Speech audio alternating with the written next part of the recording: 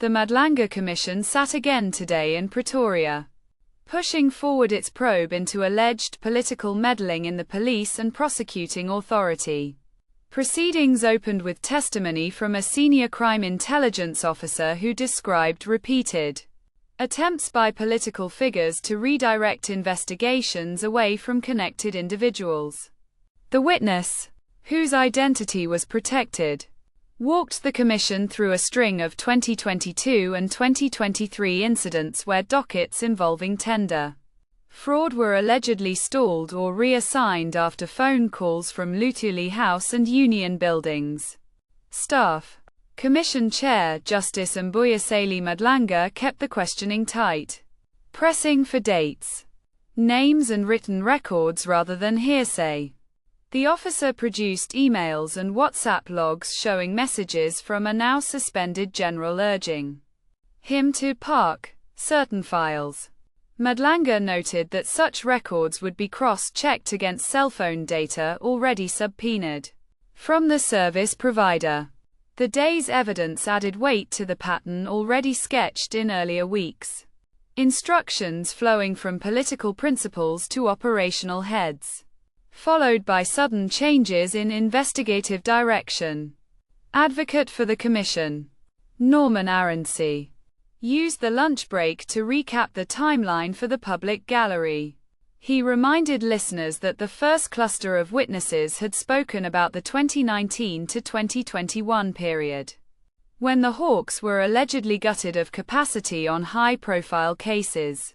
Today's testimony moved the story into 2022-2023, showing the same pressure points persisting after the 2021 cabinet changes.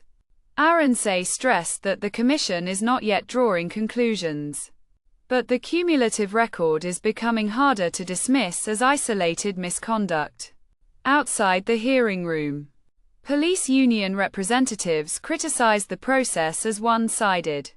They argued that officers are being asked to account for decisions made under resource constraints and shifting political directives, without the Commission yet hearing from the politicians named in the messages.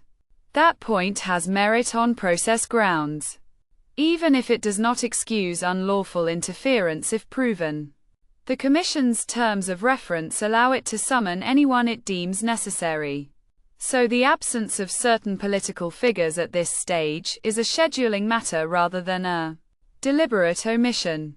Later in the afternoon, the legal team for one implicated general applied to cross-examine the protected witness. Madlanga granted limited leave, warning that questions must stay within the bounds of the evidence-led and not stray into fishing expeditions. The exchange that followed was brisk. The General's Counsel challenged the interpretation of the WhatsApp exchanges, suggesting they reflected routine operational queries rather than instructions to kill cases. The witness pushed back, stating the tone and timing aligned with known political pressure points. By close of business, the Commission had admitted another bundle of documents, including internal SAPES memos from 2023 that flagged external interest in 3 specific investigations. These memos will be put to future witnesses, including former ministers and directors general. The day's work therefore advanced the timeline without dramatic new bombshells. Yet it tightened the net around the claim that interference was systemic rather than occasional. What stands out is the Commission's insistence on contemporaneous records over oral recollection. That approach reduces the risk of later witnesses rewriting history and gives the eventual report a stronger evidentiary base. Whether that base will prove political direction or mere bureaucratic dysfunction remains to be seen. But today's session made clear the Commission is methodically building the chain.